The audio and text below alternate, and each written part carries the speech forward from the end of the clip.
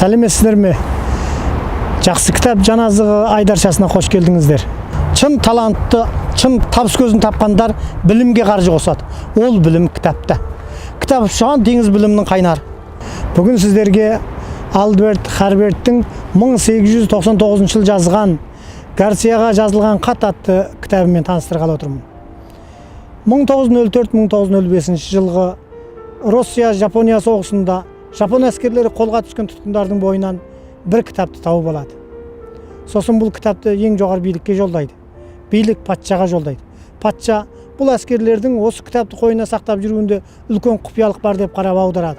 Осы кітап міне дәл біз танысқалы отырған Гарсияға жазылған хат кітап еді. Кейін бұл кітапты Жапон императоры Жапон тіліне аудартып, Жапониядағы барлық әскери мектептер мен әскери орындағы әрбір әскердің қолына бір-бірден ұстартады. 1899 жыл жазылған бар жоғы 24 қана абзацтан тұратын 1000 сөзден құралған осы шағын кітапша 100 жылдан аса уақыттан бері қарай әлемнің 60 неше түрлі тіліне аударылып, күллі әлемдегі тарихтан бергі ең өтімді кітаптардың қатарында алтыншы орын иелеп келеді. Өзі қысқа болғанымен бұл кітап несімен осыншалық көп адамды баурай алды? Неліктен әр елдің императорлары, билік басындағылар бұл кітапқа сондай мән берді?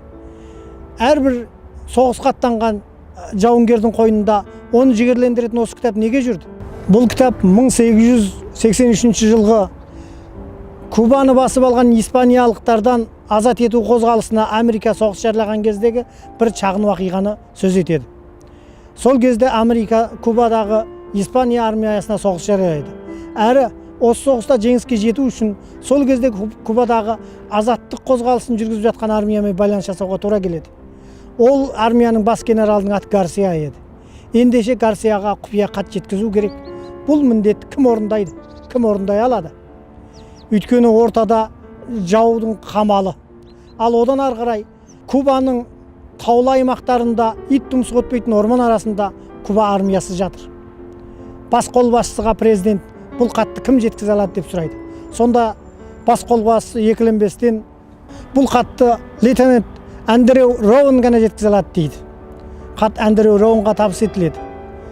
Кейін Андреу Роун мың машақат қиындықтардың бәрін басынан кешіре отырып бұл хатты Гарсия генералға жеткізеді.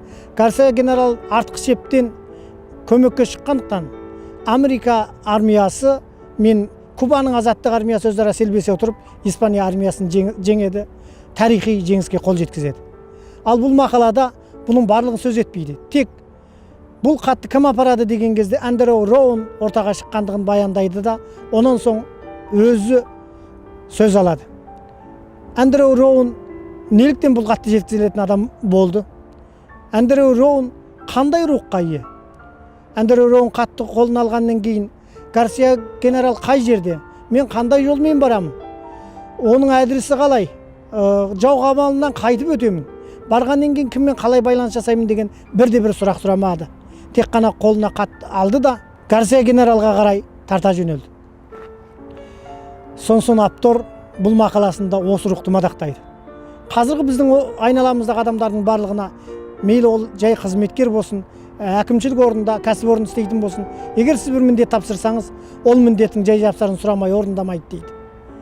Бұл неліктен? Бұны басқа біреу орындаса болмай ма? Неліктен мен орындаймын? Қалай орындаймын? Кіммен орындаймын? Нешеге дейін орындаймын? Уақытын созсам болмай ма деген көптеген сұрақтардың астында қаласыз. Ал Андреу Роун рухы күллі адамзатты алға жетелейтін рух. Ол ешқандай сылтау айтпай, ешқандай қиындыққа мойын ұсынбай, ешқандай жалтақойлыққа салынбай, берілген бұйрықты толық орындайтын рух. Мақалада осы рухты шегіне жеткізіп жырлайды. Кейін бұл кітапша басылған күннен бастап әлемнің жер-жеріне таралады. Барлық елдер аударып, өз тілдеріне аударып, өз еліндегі кәсіпорындарға, қызметкерлерге жеткізеді. 100 жылдан кейін әкелі балалы Буштар бірінен кейін бір Ақсарайға президент болып кірген кезде өзінің командасындағы адамдарға, Ақсарайдағы қызметкерлеріне бір-бірден Гарсияға жазылған хат кітабын тарту етеді. Олардың барлығына осы кітапты ұқыптап оқып, осы кітаптағы Роун лейтенант рухынан ой алуды, осы рухты өздерінің қызметіне қабылдама етуді тапсырады. мейлі әлемдегі ірі серіктіктер болсын, мейлі әлемдегі саяси тұлғалар болсын, мейлі әр елдегі әскери қолбасылар болсын, осы шағын кітапшаны өзінің қол астындағы қызметкерлеріне, әскерлерге, қолбасыларға таратып, олардың әрқандай бұйрықты бұлжытпай орындау, сылтау айтпау, жалтақойлыққа салынбауын талап етеді.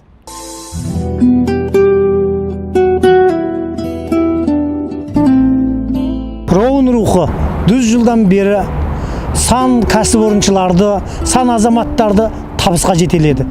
Неге біздің халқымыз содан құр қаламыз?